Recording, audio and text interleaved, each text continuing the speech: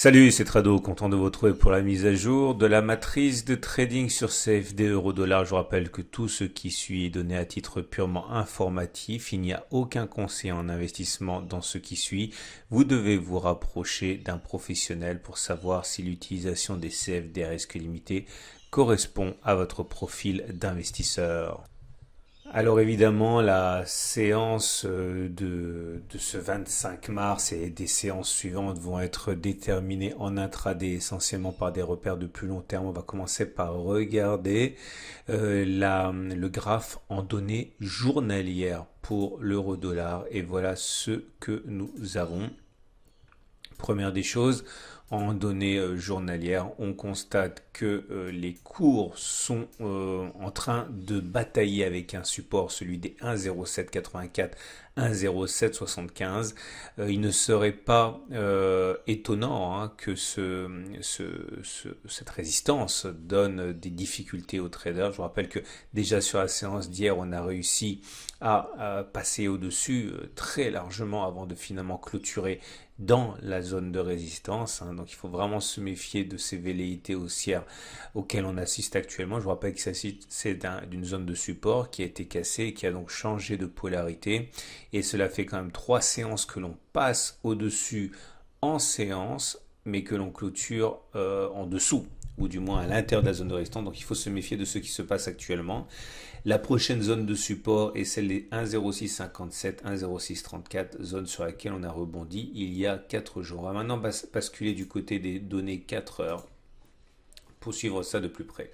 On retrouve nos repères journaliers et tout d'abord on voit que la tendance est mitigée, elle est globalement baissière puisque la moyenne mobile à 50 périodes est encore descendante. Par contre on a bien réussi à se hisser au-dessus de la moyenne mobile à 20 périodes qui est maintenant ascendante.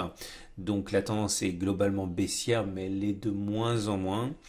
Ceux qui désirent se mettre dans le sens de la tendance qui est sur le fond encore baissière ont une opportunité ici à saisir si c'est un signal de baisse apparaît. C'est la zone ici des 1,0860.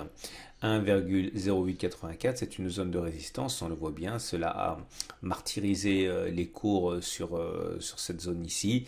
Si les cours reviennent dans cette zone et que l'on assiste à un signal baissier, sans doute y aura-t-il des traders qui tenteront d'engager un swing baissier pour se mettre dans le sens de la tendance qui est baissière.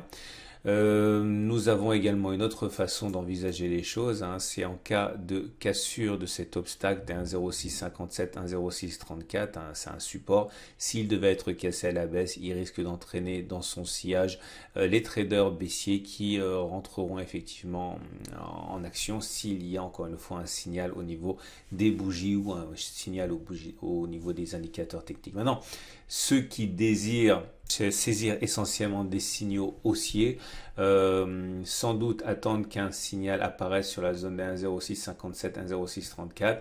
C'est un support qui est né sur l'unité de temps supérieure en données jour, donc il y a des chances pour qu'effectivement il ait la force d'inverser la tendance. Encore faut-il qu'il y ait un signal qui se manifeste, comme il y en a eu par exemple ici avec cet avalement haussier ou plus récemment cette succession de mèches qui montrait les intérêts acheteurs sur la zone. Dernière solution un peu plus risquée, c'est saisir les signaux baissiers qui apparaîtraient sur 1,0784, 1,0775 puisque je remonte une dernière fois sur les données journalières. C'est la zone que nous mentionnions tout à l'heure qui montre qu'effectivement cela fait 3 séances que l'on tente de passer au-dessus mais que l'on échoue. Si un signal baissier devait apparaître sur cette zone dans laquelle nous sommes actuellement, 1,0784 et 1,0775, peut-être que certains envisageront de sauter sur l'occasion pour initier un swing baissier puisque finalement ce ne serait que la 4e fois en 4 séances que cette zone de résistance fonctionne mais un petit peu à retardement.